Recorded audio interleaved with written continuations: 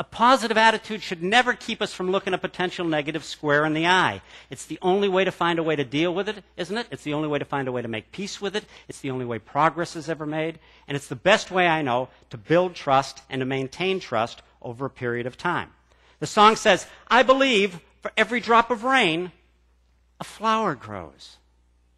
Someone else said, yeah, and a roof leaks, and a car rusts, and a person catches cold, and a ball game, canceled. I say, hey, you never want to forget about that flower growing. But it doesn't make any sense to forget about that leaky roof either, right? Not if you want to stay dry. Tell you a story. 3:30 on a hot, stuffy Friday afternoon. We've drawn the blinds against the direct sunlight, so the room is dark. In fact, it's almost cave-like.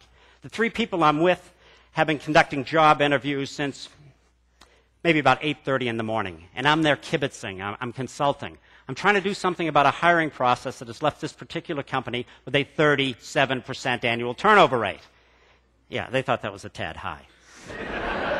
Our sixth interviewee of the day walked into the room, introduced himself to us as Clyde Thompson. The man has a scar running from his hairline, across his forehead, down across his eyelid, and onto his cheek.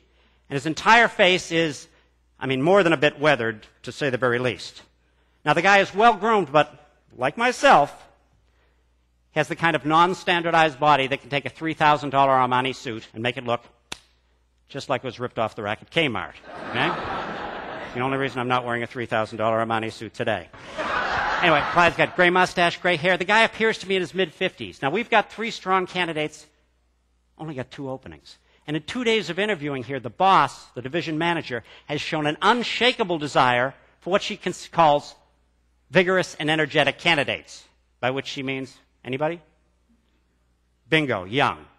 Her 2 subordinates, they take their cues from her completely on everything. So she starts off the interview with the question she normally finishes with. She says, so, Mr. Thompson, why should we hire you?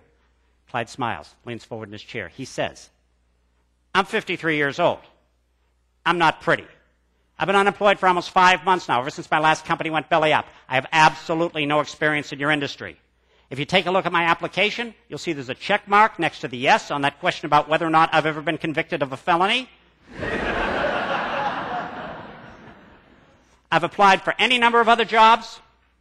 Nobody will hire me. The question was, why should we hire you?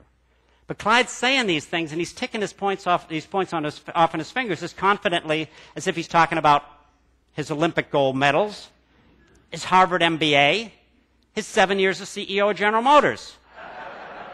Might not be quite the credential it used to be, right? But anyway, so then he says, so let me tell you I'm the best possible candidate you're ever going to find for this job. The guy proceeds to do exactly that. He says, if you hire me, I can't afford not to succeed. Job gets too grueling, I don't have the option of moving on to greener pastures.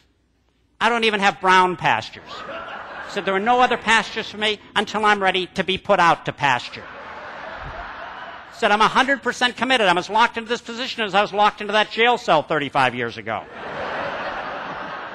And if you notice, that's where I got most of the credits for my college degree.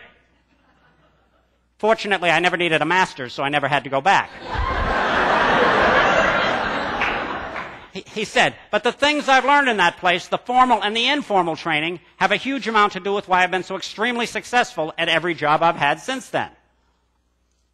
Now, Clyde Thompson walked into that room that day, and in my humble opinion, he had about as much chance of getting that job as he had of being elected Miss Congeniality, the Miss America pageant in Atlantic City the following September.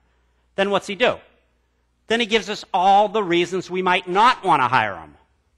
All the stuff we would have come up with on our own once he left the room. A couple of things we might never even have thought of, right? But when he did leave the room, the discussion had barely touched on any of those points. Clyde had already put them on the table. It felt like we'd already dealt with them. But I tell you something, it was an extraordinary discussion because Clyde had taken his unemployability and what? Turned it into his strongest asset. The fact that the other candidates were so good they could quit, get down the road, get hired someplace else in a heartbeat had become a liability for them. Every single one of us in that room was convinced that Clyde was never going to add to that 37% annual turnover rate, at least not if there was anything the guy could do to avoid it. So what happens?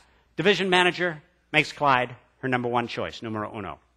Her 2 subordinates, and I later found out these guys were known around the office as Tweedledum and Tweedledummer.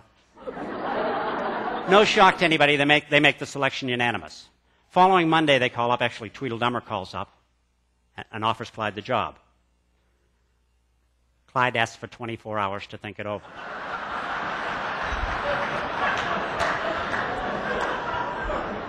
Then he calls them back the next morning, thanks them, and turns them down.